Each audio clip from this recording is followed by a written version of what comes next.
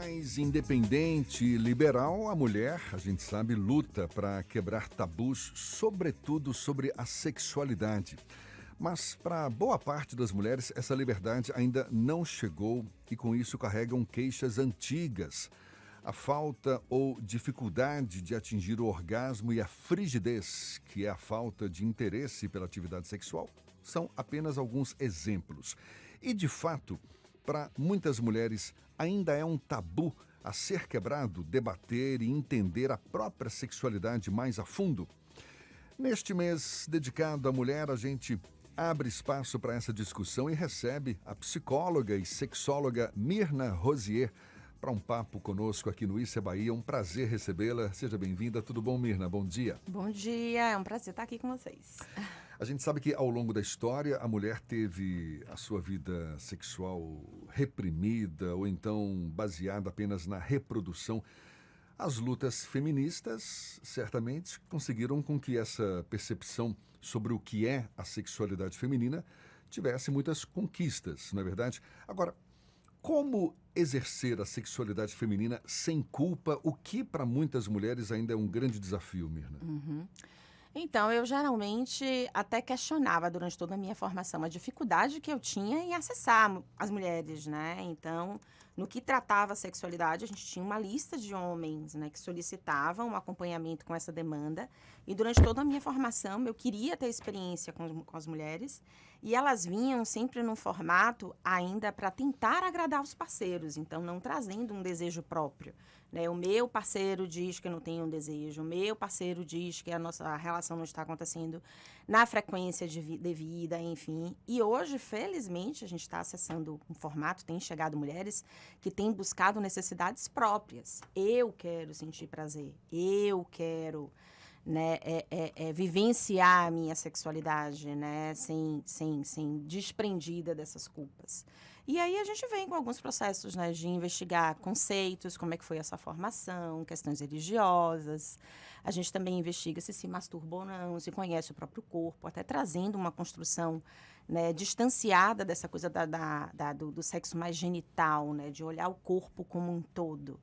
Né? E felizmente a mulherada tem topado essa aventura e tem sido interessantíssimo, né? Os resultados disso. A gente estava conversando aqui antes de entrar no ar, nos bastidores ainda, citando o livro A Revolução Sexual, de William Reich, que fez muito sucesso nos anos 70 e que, na época, foi visto como, de fato, uma grande quebra de tabus, não é? Porque levantava a questão do sexo enquanto prazer, não é verdade? Exatamente. Que, para a época, era visto como uma grande revolução, um grande avanço na forma como se encarava a sexualidade. Mas você, logo depois, mas o William Reich já é visto como um conservador, ou seja, aquela conquista, se é que podemos dizer assim, vista, não é, como tal, nos anos 70, o que avançou de lá para cá? Por que a revolução sexual apregoada pelo William Reich não é mais uma revolução? Não, obviamente foi um fato importantíssimo, né? Então hoje, para quem estuda sexualidade, é um livro clássico que você tem que ler. Né? Mas hoje, no processo de construção de papéis, né, de busca de prazer, né, a gente vê que ele ainda trouxe como questão principal, ó, vamos... Né? A mulher não é só para procriação, a questão da sexualidade como prazer, né? A ideia de não genitalizar também o sexo, né? De explorar o corpo como um todo, convidar o homem a também fazer isso. Então, isso é uma coisa que a gente briga, né? Porque a gente tem ainda uma dinâmica, né, de um sexo mais genitalizado para os homens, de uma concentração dessa questão do pênis e por aí vai, né? Então, a gente tem visto... Né, ainda as mulheres que escolhem, né, estar casadas ou permanecer solteiras ou não exercer o papel da maternidade é questionada. Né? Então, a gente sabe que mesmo naquela época, ele convidando a um exercício de uma sexualidade por prazer, sem procriação, é uma discussão que permanece forte até hoje. Os questionamentos de você ver uma mulher com 40 anos, solteira, o questionamento na pressão que é, por que você não congela os seus ovos? Por que você não tem filhos? Né? Se você está em uma relação, por que vocês juntos não querem ter filhos? Então, isso ainda é uma pressão, né, desvincular o sexo da procriação. Mirna, dados empíricos, eu não vi pesquisa sobre isso, mas há alguma relação, se pode associar essa descoberta do prazer no corpo inteiro pelas mulheres, etc., as mudanças de comportamento que a gente tem verificado, mas a gente vê nas ruas, a gente vê isso nos ambientes sociais com muita naturalidade, a gente vê isso nos ambientes que a gente frequenta, ou de pessoas que a gente conhece, cada vez mais mulheres admitindo a hipótese de encontrar prazer no corpo de outra mulher também, de sentir prazer sendo tocado também por outra mulher. Aí eu lhe pergunto, onde é que os homens estão ajudando nisso?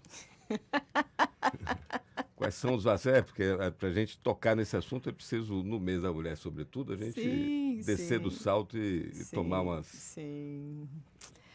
Eu tenho visto os homens se debatendo para aceitar isso, né? Então, até dentro do processo, né, de construção, a gente vê, né, as mulheres, né, e quando a gente fala de sexualidade, ainda é uma sexualidade comparando as mulheres ao homem. Então, ainda é no formato comparativo, né? Porque todo o processo histórico de construção da literatura foi escrito por homens, né? Então, hoje a gente tem uma literatura de uma sexualidade escrita por mulheres. E nem todo mundo é Chico Buarque, afinal de contas, né? Também, né? Ainda não tem essa mesma sensibilidade, né? Então, a gente passa por essa questão, né, de adaptação, né? E o que a gente vê é as mulheres avançando e os homens resistindo e ainda brigando pelos papéis que, historicamente, foram anos, né, de ocupação. Porque eu entendo que a gente não cede, né? Abrir mão de poder não é algo confortável. Quando a gente fala em revolução sexual, é muito mais das mulheres, né? A gente traz uma perspectiva, né, das mulheres brigando por isso, mas ainda é um olhar comparativo. Então, a mulher mais por conta dos homens disso. Então, eu me lembro que para eu estudar, né, sexualidade, fiz meu mestrado, enfim, né, eu tinha muita dificuldade para achar material em que o foco principal fosse mulheres. Essa descoberta do prazer coincide ou tem relação também com a disputa real de poder dos espaços de poder em todos os lugares? Passa por isso. Na família, inclusive. Exatamente, passa por isso, né? Então, a gente entende que, né, nos relacionamentos, né, na sexualidade, tem uma disputa de poder, né? A gente sempre convida a uma dinâmica de respeito, né, de diálogo. Então, boa parte, né, até quando você atende casais, a gente normalmente tem 2 padrões principais de comportamento. Ou é uma dinâmica de competitividade, né, e os casais que exageram nessa dinâmica, né, de comunicação, de relação, de tratamento. Chama-se na arquitetura do sexo. E a outra é a questão da submissão, né, de alguém que se sobressai demais, né, e nos atendimentos a gente tende a equilibrar. Então, nas relações em que existe essa diferença de poder muito gritante, a gente convida a algumas estratégias em que você equilibre e empodera e vai em condição de igualdade. E em algumas que a gente vê essa competitividade acirrada, enfim, assim, vamos lá, alivie, você é bom nisso, ela é boa nisso. Então, a gente sempre convida a desenvolver estratégias do outro extremo, né? Agora, quando você fala em não genitalizar a sexualidade, ou seja, não concentrar apenas ali nos órgãos genitais, o que me parece, assim, para os homens pode parecer uma coisa mais difícil, né? Até por conta das questões históricas, culturais e tudo mais. Mesmo assim, isso teria mais sentido com a maturidade das pessoas, com o avanço da idade, é o que você percebe, ou não necessariamente? Não necessariamente, né? Eu vejo que é muito mais você exercer uma flexibilidade para tentar pensar diferente. Então, se você... A maturidade te convida a isso, né? Mas você precisa aceitar, né? Então... A maturidade convida isso até por força das circunstâncias, muitas vezes, né? Claro, né? Porque mas a gente se depara tem que desviar, não é? Por força da idade. Isso. Mas pelo menos eu me deparo com quando você vê, por exemplo, pacientes que tendem a ser mais difíceis, né? Quando eu recebo homens e mulheres, mas principalmente os homens que tendem a ser um pouco mais duros para falar sobre relacionamento, para topar esse conteúdo, falar sobre esse conteúdo que abstrato, né? Porque terapia envolve você acessar não só o seu racional, mas você falar sobre o que você sente, você ter uma percepção de contexto. E normalmente os homens tendem a ser mais práticos, mais pragmáticos, se a gente trouxer aí uma construção neurológica e por aí vai. Né? Então, quando eu recebo um paciente homem, 60 anos, né, uma vida inteira vivenciando uma dificuldade sexual, né? Eu sei que provavelmente eu vou me deparar com uma pessoa muito rígida, pouco flexível, porque é uma vida inteira funcionando de uma forma. E terapia funciona com mudanças comportamentais. Então, quando a gente fala de causas emocionais, não é vou tomar um remédio e minhas questões se resolvem. Né? A gente trata, né, mudanças de crenças, formas de pensar, mudanças de atitudes, comportamento. E quando a gente vê uma pessoa, né, endurecida por uma vida inteira em que você tem ganhos em ser nesse formato, mas você também teve perdas.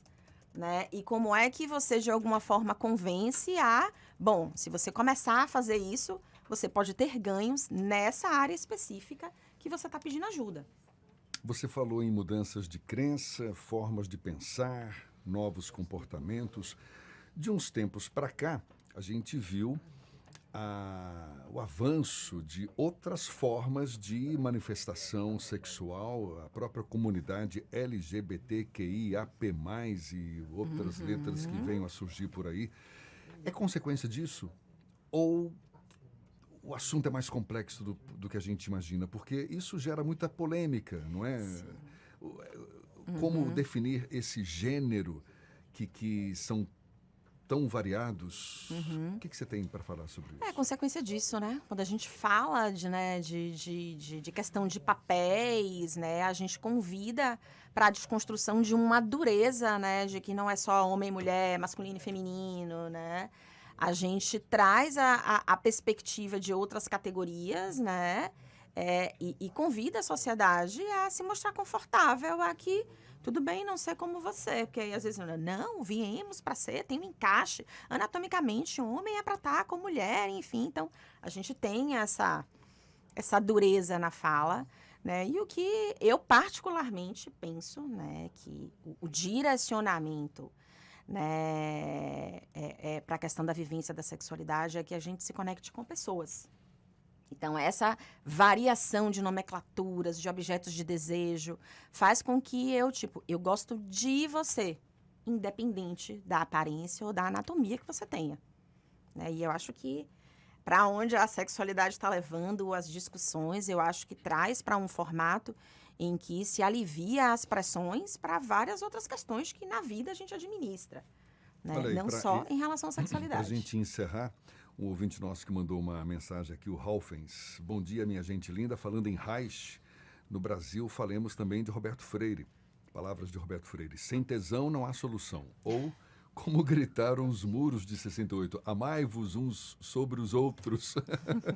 Não uns aos outros, mas uns sobre os outros. Sextou, afinal de contas, né? Tudo exatamente. Bem. Exatamente. Mirna, muito obrigado. Um prazer, muito bom falar sobre isso. É bom a gente contribuir para as quebras de tabus, na verdade. Acho que conversas como essas contribuem certamente, não é? São importantíssimas. Eu acho que ter esse espaço para conversar sobre toda essa complexidade que a gente já vivencia e que ainda está por vir é importantíssimo. Psicóloga e sexóloga Mirna Rosier, como é que as pessoas te acham? Então, tem meu Instagram, né, que é @psimirnarosier. Rosier com I-E-R no final. Exatamente. Muito obrigado, um prazer, tá bom? Prazer é meu. Até uma próxima. Bom dia para você. São 7h54 aqui na Tarde FM.